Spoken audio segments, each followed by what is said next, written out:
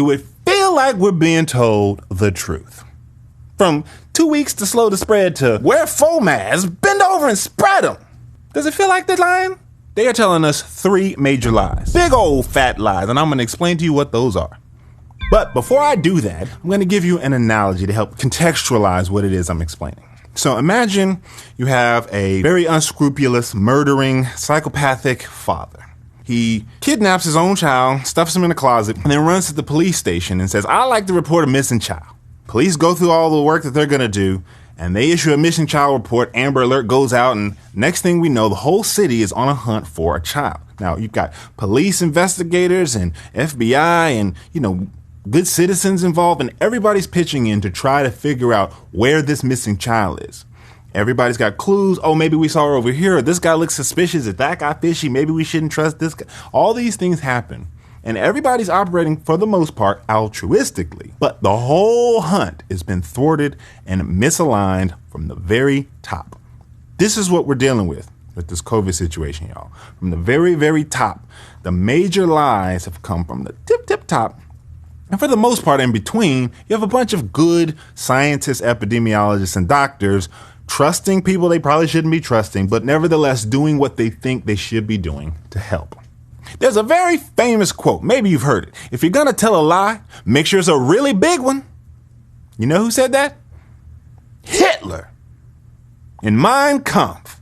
And if you're going to tell that big lie, make sure to keep repeating it. Eventually, people will be like, man, they can't be lying about something this large. I guess it's true. Okay, so lie number 1. We have isolated a novel coronavirus, and it's super deadly. First lie.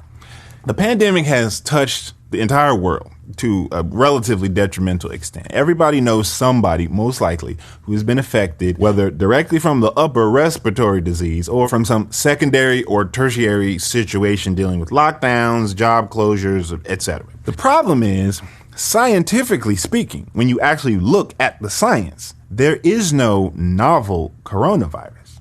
So the first thing we need to get clear is some terms here. Coronavirus is a family of viruses, a group. Several coronaviruses exist. You look at the back of a Lysol can, it says kills coronavirus well before this pandemic, because that was referring to other types of coronaviruses. It's a family, a collection of viruses. SARS-CoV-2 has come to be known as the technical name for this novel strain of an otherwise common virus. COVID is a disease. Not a virus, it's a disease, a collection of symptoms that put someone under dis-ease, where your ease is disregarded, no longer here. So you're in a state of dis-ease. COVID is a dis-ease. So with that said, keep in mind that the entirety of the news media and the conversation from day one has been about conflating those terms, particularly coronavirus and COVID, so that they just kind of blend into this salad of confusion, and y'all don't really know none, so just do what we say. Okay? Lie number 1. We've isolated a novel coronavirus strain, and it's super deadly. The initial projections came from computer models. In fact, this entire pandemic is driven from computer modeling, recombinant DNA technology, and a bunch of other technological terms in the form of these solutions, namely these mRNA V words. We're not trying to get censored in this video. So let's not forget, this entire story started off with some gentleman in China ate a bat, and now the entire world shut down. And they're still sticking to that story. Like, no joke. Right? So while homeboy over there is eating a bacon and bat burrito, we're trying to figure out, how has this never shut the entire world down before now? Now, I have become aware of the actual science proving that this has not ever been isolated. There has not been an identified novel strain of this otherwise common virus months ago. It just recently came out that this is verifiably admitted now by the Chinese government. Why has the data not been shared? No, they didn't isolate the virus. That's the issue. No, they didn't isolate the virus. That's the issue. They have not actually isolated anything in the proper sense. Now, if you're familiar with the scientific method, it's all about observation and analysis, right? Observation and analysis. It's only been in the recent few years that computers and computer modeling has been trusted to actually augment science. A lot of people out here love to say, I trust the science. But they don't understand traditional science is out the door. This whole new territory that we're dealing with is all about bioengineering and technology, computer guesswork and, recombinant DNA technology that you probably actually haven't heard of, have you? Historically, the way you identify that a new pathogen creates a new disease is by running it through a series of what are called Koch's postulates.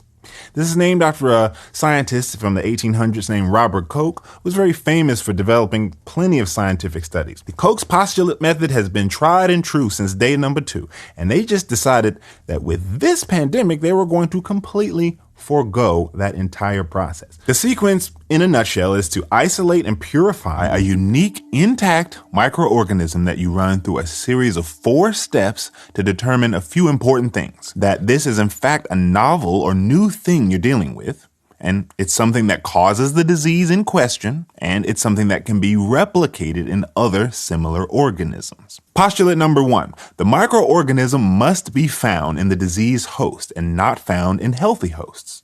Now, for ethical reasons, they don't use humans, and sometimes not even animals, but they often use tissue culture in the laboratory of animal or human cells. Postulate number 2, the microorganism must be extracted and isolated from the disease host, meaning that it's properly purified from any surrounding contaminants and subsequently grown in culture. They then take that microorganism and introduce it to a healthy host or healthy cell tissue, and then perform postulate number 3. The microorganism must cause disease when introduced to a healthy experimental host or animal. And once those symptoms have been identified and are unique to the microbe in question, postulate number 4, the microorganism must be extracted from the diseased experimental host and demonstrated to be the same microorganism that was originally isolated from the first diseased host. They then extract and re-isolate the new genetic material to prove that this matches this and therefore this contributes to this and identifiable in a transmissible type of way. They skipped all that, y'all. They skipped it. When you look up the actual science on this, you will find that the present genomic sequence, that is the digital version of what is considered a unique genetic piece of material or pathogen, SARS-CoV-2, the actual official genomic sequence of this entire pandemic, you will find that close to 99% of it was guessed, amalgamated, poofed out of thin air using what they call recombinant DNA technology. And what that means is basically we scraped some genetic material from patient 0, whoever and wherever they are, and we didn't have enough material to identify pretty much anything. What we did was we put that into a computer and we said, this looks like it might be related to a coronavirus. In fact, the SARS from 2002. What we'll do is we'll start there and then we'll use some technology that just makes the rest of the sequence up. And here's our novel coronavirus sequence, and this definitely causes COVID. I'm being slightly facetious and a bit jokey and trying to make this brief, but more or less in a nutshell, that is what happened. When pressed on this, the MHRA, the equivalent of the FDA in England, admitted this. So let me get this straight. The sequence that you're using to identifying SARS-CoV-2, what genetic material have you used to do this? Well, yeah, now that you asked me this question after several email exchanges, yeah, it was mostly built with recombinant DNA technology. That's not science, y'all. That's not how science works. We don't shut the world down because the computer said that we're pretty sure this is a novel coronavirus. That's not how things are supposed to work. The CDC has admitted this.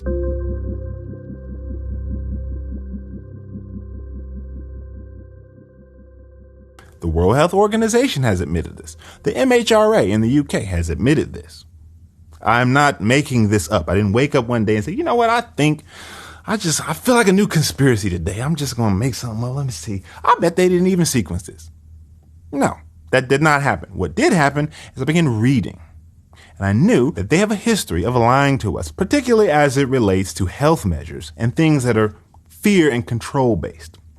They love to politicize things and make medical issues into political issues, which should never be, right? So the scientists who were cited in the 4 major studies that all are being used for the most part to say, no, we've isolated a novel virus. It has been isolated. That's fact check. We have actually isolated something. Even those guys admitted, well, we didn't purify it. We isolated what we thought was it. And the term isolation in this instance was not being used properly because it didn't imply a Koch's postulate being satisfied, nor did it admit the use of computer modeling in figuring out what we're dealing with here. Everything has been theoretical and digital, kind of in the realm of computer science, with no actual physical, tangible, actual virus ever in a laboratory or petri dish or scraped from the lungs of any person with COVID. It's all been inside of the computer in theory. So technically, there's no such thing as a novel coronavirus. Other doctors have even explained, even if there was a novel coronaviruses are a family of viruses, right? So like humans are a family of beings, right? If there's a new human on Earth and we have a novel human being, they're not entirely different than every other human being on Earth. They might have unique qualities, yes, but there's a baseline understanding that we have about human beings, and a novel human being does not deviate from that in any major significant way. The same applies to coronaviruses. So the very foundation of what we're dealing with, a brand new threat that they've identified, is based on a complete lie. And I'll use air quotes here because really it's simply an assumption, some projection, some funny wordplay, and some computer guesswork that has rendered out a full genomic sequence, but they don't really like to tell people that 99% of that came from the computer model, and only about 1% or less of that came from the actual lungs of the guy who ate the bat burrito in Wuhan, China. Okay? So you'll often see, like our trusty Reuters team loves to do, fact check. Hold on. We have isolated this virus. Here it is right here. They're banking on the fact that you don't know that what you're looking at is a sequence that's built on what they refer to as recombinant DNA technology. I'll give you an analogy of how this works. Let's say, boing, here goes a hair. Now there's a robber who's been terrorizing the neighborhood, and we found some of his hair. Let's identify who this person is. Computer, give me a sketch of this sketchy individual. Here's some hair. This is what the top of his head looks like. The computer goes, well, based on the curls in this hair and the general nappiness of what's going on here, we're going to just, this is the person and this is him. This is what he looked like right here. And then they take that and they run with it and they say, this is our perp, you guys. We need to all keep our eye out for him. And if anybody sees him, he's the one. That would never fly in a court of law. But that is exactly what has happened, scientifically speaking, computationally speaking, with this novel SARS coronavirus. And I'll use air quotes for the novel word. They have not been honest. All right? Dishonesty from the rip. Let me make this very clear. I'm not denying that people actually are feeling something. I don't think this is a hoax. I don't think this is fake. I think they've been playing a numbers game and a wordplay game and have been fudging numbers and cleverly redefining terms on the fly so that people don't really catch on to what they're doing. But smart folks, smarter than me, PhDs, have, and they've been speaking out, and for the most part have been being silenced. Lie number 2. The PCR test is the gold standard of testing, and this will for sure tell you if you have an infection from that novel coronavirus that we haven't quite fully isolated yet. Everybody has become familiar by now with the letters PCR. What that stands for is polymerase chain reaction. The full title of that test is the reverse transcriptase quantitative polymerase chain reaction test, PCR for short. The way that test works is a bit complicated, so I'll simplify it for you. They take a piece of your genetic material from your nose. They travel 525,600 miles right up your nose, grab a piece of genetic material, and then they run it through a series of what are called cycles. That genetic material is quite small and represents something floating around in your body at the point of which they happen to just snatch it out your brain. But because it's so small, they need to amplify it to make it big enough to actually see. So they put it in a machine and they augment it using what's called a polymerase chain reaction. So they digitally augment it through a relatively complicated process, and each time they do so, it's what's called a cycle. It is widely discussed. Even Fauci himself has admitted that a cycle count, or what's called a CT, or a cycle threshold, above 35 renders 97 to 99% false positives and pretty much is completely useless. Now, he's admitted this months ago. Do you know that the average cycle threshold in the laboratories in America for the PCR test is 37 to 40? And in the UK, it's upwards of 45. I'm not lying, y'all. I'm not making this up. They have been running these tests at a rate so high that they're rife to create false positives. The president of Tanzania, a whole African country, swabs a pawpaw, piece of fruit, and a goat, and they come back positive. Like, what? So we're going to separate the name COVID and the coronavirus, the test that apparently tells you if you have it or not, and the feelings/symptoms that you're feeling when dealing with whatever illness that that people are actually dealing with. The problem with increasing the cycle count so high is that the PCR test is so sensitive that it's liable to find anything in anyone.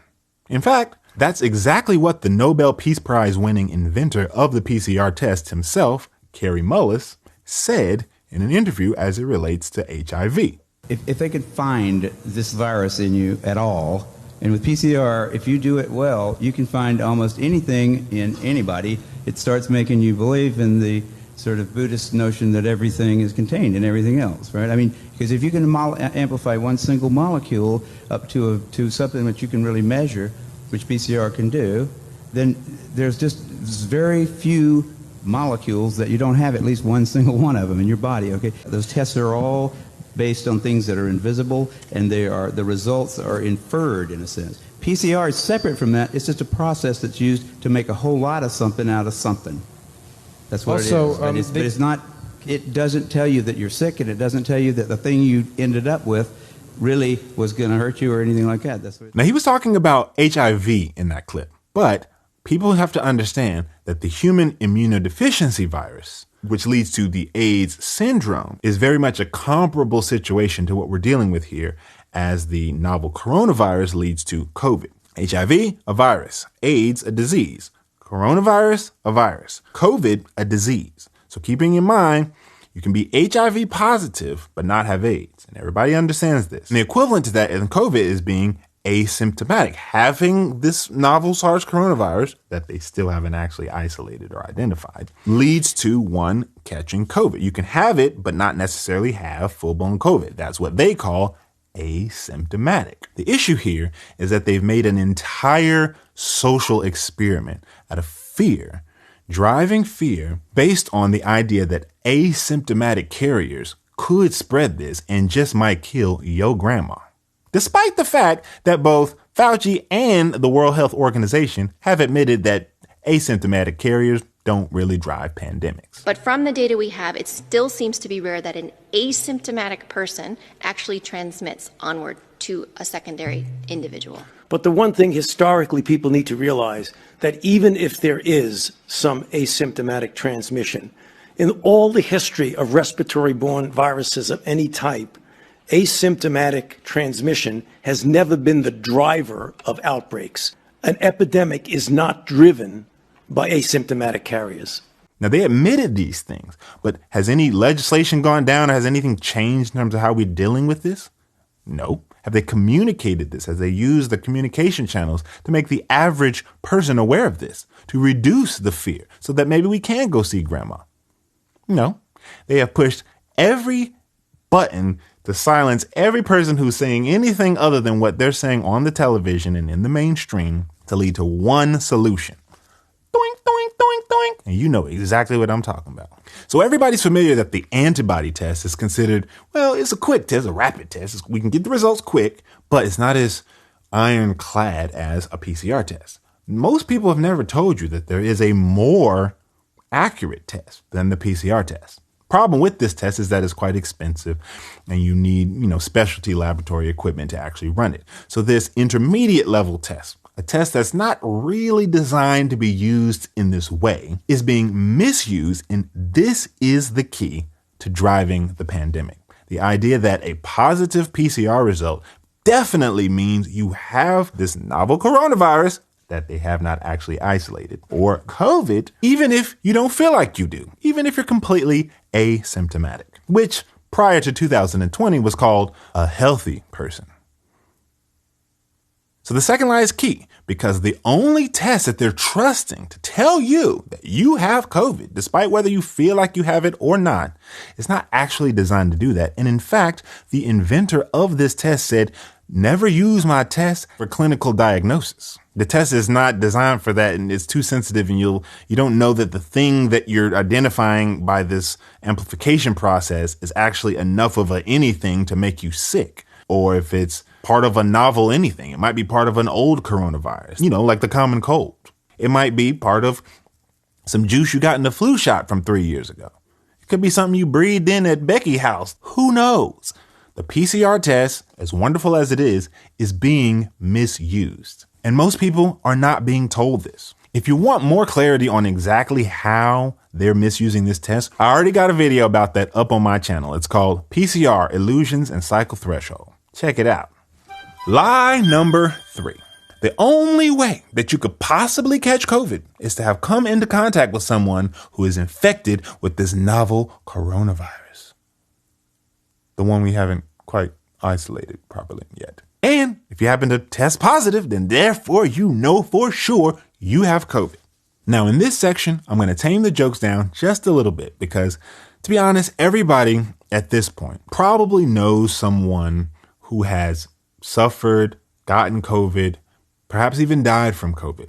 One of my best friends actually was near his deathbed. I didn't even know this at the time. My dad's business partner lost 2 family members, a mother and a brother, to COVID. I know 4 or 5 people who have caught it and beaten it, and about 3 or 4 people who have actually died from it, close to my family circle. So I'm not being facetious about the loss of life for those people. What I'm trying to point out here is that the lies have become so thick that the world is in the process of eroding from the bottom up, from the foundation of commerce and school and social circles and social life. The world is eroding from the inside out. It's like just rotting while we all sit at home waiting for somebody to tell us what to do next, right? It's considered normal now to see the entire world covering, 3/4 of their face. This is our communication. This is who we are. Our identity is made up in this face. And we're being asked to cover that with cloth material that doesn't stop the transmission of anything and subsequently can make you much more sick if you use it for a prolonged period of time. That's a whole different story. But people are dealing with something. So the question is then, what? I'm going to give you another analogy here. Let's say I'm new to the neighborhood. I'm your next door neighbor and I'm coming to drop off some housewarming presents and introduce myself. But before I ring your doorbell, I sneak around to the side of your house where your HVAC system is, drill a hole in it, and I plug up a propane tank to the input of your ventilation system. So at this point, your whole house is in the process of filling with odorless, colorless gas that actually will kill you. But I know that I have about 15 minutes before the HVAC circulation gets into the house, so I walk to the front door, hit the doorbell, and I say, "Hey, neighbor, how you doing? My name's Chris." And in my hand, I'm holding an apple pie and a bowl of lasagna. And I say, "Here you go. I'm Chris. I'm new. I'm real tall. So say hey and bye," right? You guys take that food, put it in the kitchen, chomp away, and you eat both the pie and the lasagna. And you're going about your day. The next day you wake up and you're puking, gagging. Your head is pounding. You can't see straight, right? You begin arguing with the other people in your house. "I wonder if it's something we ate. I bet it was the lasagna. Nah, the lasagna is fine. I think it was the apple pie. Nah, it's not the apple pie. I'm pretty sure it was the lasagna. What if it was just the cheese and not the actual pasta? Nah, I don't think it was the cheese. Maybe I'm a little lactose intolerant. Maybe it was just the cheese in the lasagna, not the whole lasagna. I don't know. I have a gluten allergy. So maybe it was the pasta. But there was gluten in the crust of the apple pie too. So maybe it was the gluten in the pie, but not the gluten in the lasagna." And this entire argument ensues over what the source of the sickness is. All kinds of tests are run. Maybe you need a gluten test. Maybe I had a bad mojo. Maybe you had a spirit on them, a root put on them or something crazy like that. I don't know. Maybe you are lactose intolerant, but nothing changes. Days go by and you're still feeling headaches, nausea, vomiting. All you know is what has been presented to you. But the silent sleeper this entire time is this other thing that's completely unrelated to food, gluten, lactose, or anything. This is what I believe some people are dealing with as it relates to COVID-19. Now, all of these lies build on top of one another. The first lie, that they've actually identified something new and super deadly, is only confirmed and bolstered by a test that basically just tells you positive when it has no clue what actually is in you. If the thing that it actually has identified is enough to get you sick, or if it's completely unrelated to this novel virus that they haven't actually isolated. Lie number 3 builds on top of lie number 2 by making you assume that the only reason you're feeling bad must be because you came in contact with somebody who is infected by this novel coronavirus. Now, we all know that flu-like symptoms pretty much have a Venn diagram overlap with, I don't know, half of all the diseases that exist. Chills, fatigue, these things are common, of course, in flu, but in many other categories of issues. Did you know that the entire death reporting and the reporting for COVID since the beginning has been wrapped under PIC? On the CDC website, in the CDC death reporting, PIC is what you'll see for COVID deaths. That's pneumonia, influenza, and COVID have been lumped into one category. And those are all the COVID deaths, all however many 100,000 they at now, is all PIC deaths. Pneumonia, influenza, and COVID, meaning there's no way for us to know how many of those deaths were actually just pneumonia, just influenza. In fact, flu is at 0%. They stopped counting the flu, y'all. The flu just disappeared. Really? The whole flu just disappeared. That seems odd, right? Or are they doing a numbers game on this? Again, where they're combining pneumonia, influenza, and COVID, all of which have similar symptoms. Does anybody remember at the start of the pandemic that the list of symptoms for COVID, had a couple things on it that were common amongst many upper respiratory diseases. But about 2 or 3 months into the pandemic, some new symptoms got added. Loss of taste and smell. Okay, and we might know people who have actually experienced loss of taste and smell. So the narrative is ironclad at this point. If you feel bad with these list of symptoms and anything else that's just general malaise, you have COVID, especially if you have a positive PCR test, and you got it from somebody who gave it to you. Probably an anti-masker. I don't have any pearls, but if I did, I'd clutch them like, ooh, anti-masker. So then what is it that's actually making some of us feel bad? Great question. Logical question. My research has put the answer to that question in 3 different categories, depending on where you live and depending on several factors. So I'm not a psychic. I won't claim to know what is causing you to feel the way you feel, but there's 3 general different buckets that people fall into who are actually feeling bad. Bucket number 1, people who are actually just experiencing pneumonia or influenza or some similar, whether it's viral pneumonia or bacterial pneumonia or some other similar issue. Their sickness is being reclassified as COVID. The second bucket is all the people whose mind is so fearful, who watch so much TV all day, every day, that the fear has caused a psychosomatic illness. And this is possible. We all know that words have power. Lies have the power to enslave, and the truth will set you free. Many of us, especially those people who love watching the news 24/7, have convinced themselves that they're sick, and they basically picked up an allergy or a cold or who knows what from who knows where. And their mind has convinced them that it's COVID. And in some cases, they follow that up with a PCR test or a rapid antigen test that has confirmed that they definitely have COVID, when they truthfully are just unhealthy. They don't take great care of their health. They don't eat well. They have a house full of toxic chemicals. Their immune floor, they're basically immune system, the minimum threshold that your immune system can handle before anything will make you sick is so low that between their mind, the stress, the lack of job security, or who knows a million other reasons has actually made them sick. That is a thing, y'all. Psychosomatic illness is very much a thing. The third bucket is the unique one. Acute electromagnetic radiation poisoning. Now, I'm not going to say those two letters that will definitely get this video censored, but y'all all heard a lot of people talking a lot about not 1, not 2, not 3, not 4, but not A, not B, not C, not D, not E, not F, but all right. So y'all all know what I'm talking about. I am not sitting here suggesting that that is causing COVID. I don't think that that's true. What I'm saying is that when new electromagnetic radiation is introduced in rapid form, in a large scale, there are illnesses that result from that. History tells us that with the introduction of radio, with the introduction of radar and other wireless technologies, people's bodies react in a negative way when electromagnetic radiation in an increased or intense fashion is introduced into their immediate area. Now, if we look at who is funding basically everything up to this point, you will find a handful of names, almost all of which have technology ties. They are juggernauts in the technology industry.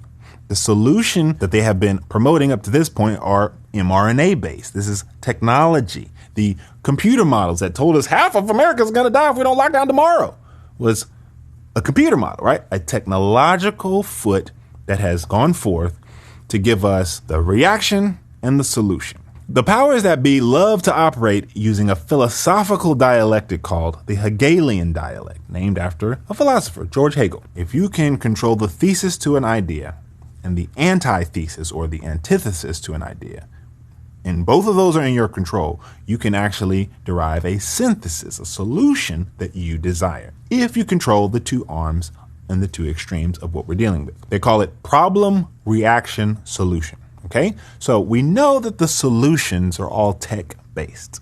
Immunity passports, digital certificates, mRNA technology. These are all engineering and technological solutions. The reaction to this whole pandemic has all been Twitter-driven and news-driven and algorithm-driven about what's allowed to be shared, what's allowed not to be shared, what's allowed to be spoken about, and what's not allowed to be spoken about. This is a very technologically managed reaction. So it begs the question, could the problem be also technology based? Now, again, I'm not suggesting that everybody got sick because some brand new tower went up in their area, but I can tell you this, on the street where I live, prior to 2020, there were no towers in my neighborhood. Right now, I can stand at the edge of my block and see two just with my bare eyes. And as I drive down the street to my favorite Mediterranean spot or try to get on the highway, there's about 15 that I pass between my home and just getting on the highway, about 1.5 miles down the road. I'm not even joking. So these are actually active technologies that are producing all kinds of new radiation. A common side effect of radiation poisoning in history has been what? Loss of taste and smell. Now, I'm not talking Chernobyl level radiation or anything crazy like that. We're talking acute electromagnetic radiation poisoning, leading to a breakdown in the oxygen in your body at the molecular level. See, the frequency of the particular technology, the millimeter wave in particular, causes a severance of the oxygen molecule. Oxygen is O2. When that covalent bond binding those two oxygen molecules is severed, electromagnetically speaking, the two oxygen molecules become free radicals and are no longer usable by the hemoglobin in your blood, rendering you hypoxic, or in a state of hypoxia, which is a common denominator amongst a lot of people who have been showing up very sick from COVID. They're suffocating at the cellular level, and their bodies are expressing all kinds of symptoms, trying to detoxify them to help them cope. And while this does not apply to everyone, you can quite easily see how this is the silent sleeper that very few people are talking about or are even allowed to talk about. This is what I believe that the other third of people are actually dealing with. Now, I'm not just conjecturing on this. There's a lot of evidence to back this up, some of which was published even by The Lancet, a very prestigious medical journal, and then later redacted, which is kind of unprecedented as far as The Lancet is concerned. It has to pass so many thresholds of approval even to be published on The Lancet that for them to publish it and then redact it relatively like a couple days later kind of just seems a bit odd. Seems like the scientists involved were not idiots, but somebody got a call from the bat phone and said, you better take that down or all you and your family are going to die too. And they did. Okay? So this is where the earlier analogy of the gas and the HVAC system comes in. It's the thing that people ain't paying attention to. Everybody's over there arguing about what it is or what it isn't, or if you're killing grandma, you're infected and all that. And the lies have been thwarted from the very top so high, people aren't even paying any sort of attention to the very things that are actually contributing to some instances of why people are feeling bad. Now, again, I don't think that applies to everyone. Everybody does not have HVAC towers in their neighborhoods, but a lot of us do, especially if you live in the cities. Wuhan, China, was the very first city to launch this technology. Lombardy, Italy, was another early adopter of this technology. You guys, the dots connect, but you have to be willing to think critically, and you have to be willing to admit that the news and the television are not here to tell you the truth. They don't call it television programming because they're trying to educate you on the truth or nothing like that. All right. They are trying to program you to think a certain way.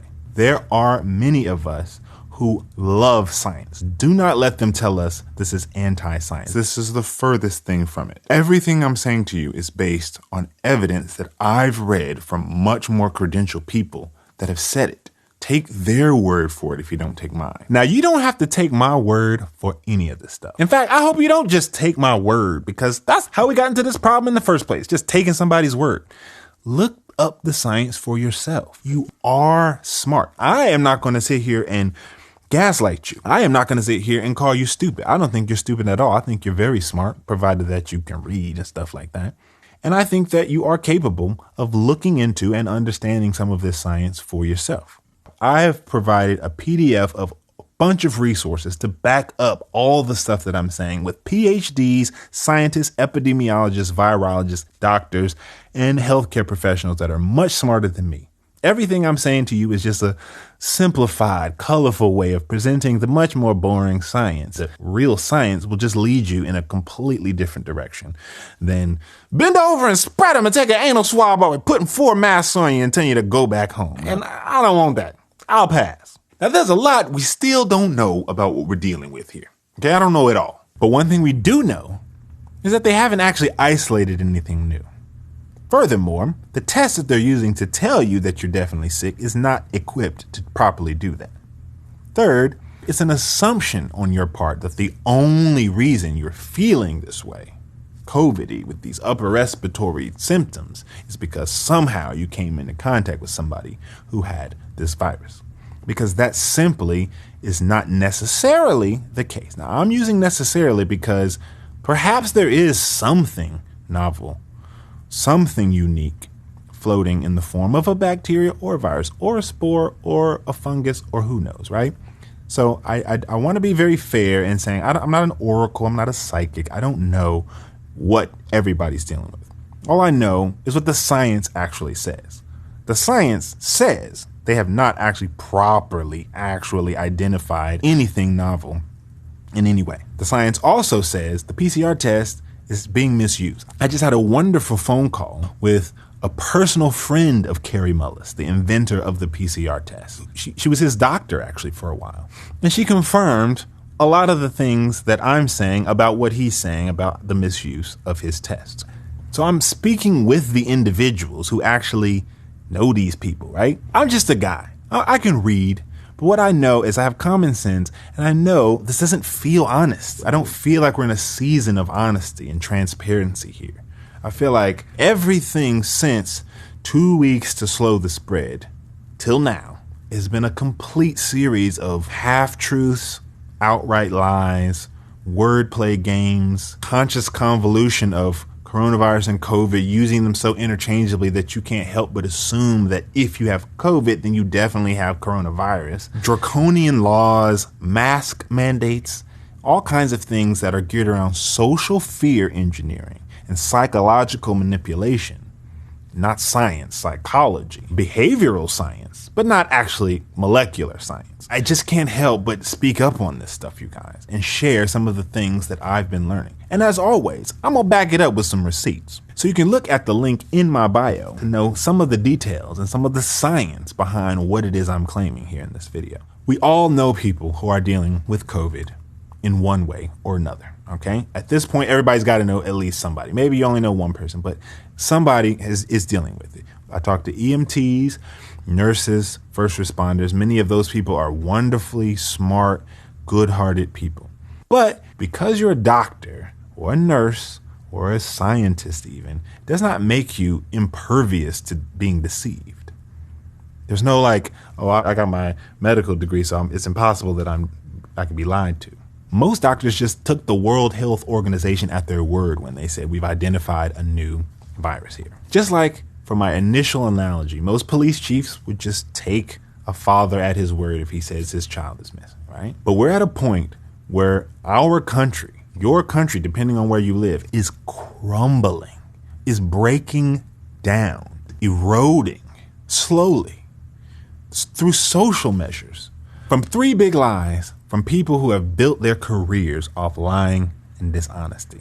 In a capitalist world, and definitely in a communist world, it's not truth and virtue that gets you to the top. That doesn't exist, all right? From 2 weeks to slow the spread to go home, stay home, and even though all the data is suggesting that this is basically less deadly than the flu, we're going to actually implement more control, more mandates, more laws, more closures. And we're going to socially shame you for even questioning that we don't have your best interest at heart. How dare you think that we don't have your best interest at heart? I mean, look at our track record. Everything we've done from you. The FDA has put poison in your kids' cereal. The EPA has, sprayed everything on top of everything. And now you have to pay more for food that doesn't actually have pesticides sprayed on it. But we care about you. And how dare you question that? Look at their track record, y'all. From the EPA to the CDC to the FDA, we're going to put some fluoride in your toothpaste because that makes your bones stronger. Never mind it calcifies your pineal gland and makes you actually stupider and sicker. We're going to tell you it makes you smarter so that from birth, you're brushing your teeth 3 times a day with some fluoride. Y'all, they don't care about our health. It's up to us. Our health, my health, is my responsibility. If I have a cold, I'm going to do you a solid and stay home, all right? If I know I'm sick, like always through all of antiquity, I'm just going to stay my butt at home. But telling me that I am sick and assuming that because I'm not covering my face up 24/7, 365, that I'm killing grandma is social bullying. And it's not cool. It's not. And I think you probably feel that way too. In fact, I think it's a lot more of us who think independently and who just generally don't trust what we've been told from our governments that ironically have all been operating so harmoniously to our collective demise. Every single thing that they have told us from day one has been about making us sicker, weaker, less reliant on ourselves, and more reliant on the government to just tell us what to do next so that we can all go back to normal. Do you think we're going back to normal? Does it feel like we're about to go back to normal anytime soon? Even if everybody were to run out tomorrow and get this, the one that doesn't actually prevent the transmission or spread of anything, does it seem like things are just going to go back tomorrow to the way things were? Even a year from now or 2 years from now. It's already been one whole almost full year. And at the rate it's going, man, we have got some waking up to do. So I say all this to leave you with some hope at the end. What I'm hoping to do by making this video is spark you to start doing some research for yourself and not trusting sources like Reuters or the Associated Press or the New York Times or Fox or MSNBC or CNN. These are not trustworthy sources. The science is pretty clear. And I'll say that in almost every video I make, the science is pretty clear. Don't tell me you trust the science, but don't look at the science. Because what you're saying is, I trust that that guy on TV is accurately reporting the science. And that is faith, and that's not science. Faith is cool, but we're not talking about Jesus right now. We're talking about science. Science is observation-based, okay? If you're observing the actual science, it's very clear. The issue is that they're just not reporting it accurately, and the lies are from the very top, and they're quite large. So with that, go in peace, knowing that you don't have to be afraid. You should obviously take precautions and wash your hands. That's a given. But I don't need the government to tell me to do that. I've been doing that since I was born. And after almost a full year of this, the data has come out. This is not more dangerous than the flu. They have been maligning the threat from the very beginning. This has been a fear-based agenda. And I don't want to leave you with no fear. Chances are you're probably healthy. Now, I don't go around licking grocery store carts, but if I ever were to do that, now would be the time, because the grocery store carts are probably cleaner now than they've ever been since the day that they were manufactured. They've been lying to us, y'all. And the only way we're going to get out of this together is to stop blaming the person over there for the virus they probably don't actually have and start eating better. I mean, consider that. What, 30% of people have completely lost their jobs, and another, I forget, 30 or 40% of people are furloughed from their jobs. This creates stress. This causes your immune system to go down. In a state of financial uncertainty, who's got the money to eat the healthiest foods, right? They know exactly how this entire thing is just a Jenga puzzle of problems about to fall completely over from 3 simple lies that were quite large and that are very pervasive. So this is what I think people are dealing with. Some combination of one of those 3 categories of things. Either you're just dealing with the flu and pneumonia and you're going to be fine if you actually are given the proper treatment. Or you need to quit watching so much TV because you're just making this all up in your head, and you probably find you need to go eat some elderberry tea and take some vitamins and some minerals and get some sun and actually go work out for a change. You're unhealthy. That's why you're sick, not because you got COVID. Or you need to consider actually relocating or talking to your municipalities about removing the electromagnetic radiation from your immediate area. Because a lot of y'all are actually dealing with a completely silent, unknown threat that you don't understand and that has nothing to do with medicine at all. It's radiation poisoning. You're getting radiation poisoning. And a very common side effect of that is loss of taste and smell. And who knows what other categories of things could be actually happening, sprayed out in little white lines above you, or, just disseminated into your drinking water. We really don't know. All we do know is that they haven't isolated a novel coronavirus, and the test that they tell you is the holy grail of testing is actually not designed to tell you whether you have anything that'll get you sick or not. And that if you're feeling bad, it could be because you were infected with something that you caught from somebody else, but it could also be one of several other factors, most of which you never even heard about and you're not really looking into. And this isn't even about it's the same with 4G, 3G, 2G, Wi-Fi, Bluetooth. The electromagnetic soup that we're all in is contributing to our cellular waste. People have identified cellular waste. They're called exosomes. Those exosomes show up as viruses that may be detected on a very sensitive test known as the PCR test as a positive case. But does that actually mean you came in contact with someone that infected you? An anti-masker? Oh. Or could it be that you just unhealthy and you got that flu shot from a couple years ago that really left something in you, and that cold you've been getting for the last few flu seasons? Yeah, that's what they picked up on you. Or maybe you're just getting microwaved to death, which is very much what's happening with this new cellular technology. Think about it, y'all. The technocracy is laying its foundation. And the solutions that they're offering with the digital ways to test yourself, digital ways to identify whether you have this disease or not, or you have the V word for this disease or not, are all tech driven. So let's really get over the fact that somebody ate a bat BLT back in 2019 in China somewhere. And here we are now, still stuck at home. Ask critical questions, really, and understand that our help comes from each other, comes from within, comes from God, not from the government. Come on now, come on. Now you know they're not trying to help us. Come on. You know it. I know it, and everybody knows it. So don't let them tell you that this is anti-science. It's not. That's just a word people invented. It's not anti-math if you want to go up and say, oh, your numbers are off. It's not anti-math.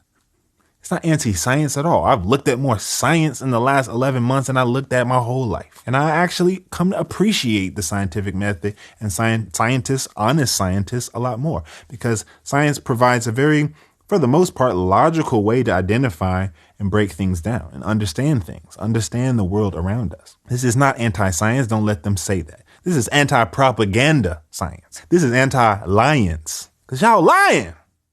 And some of us can see right through it.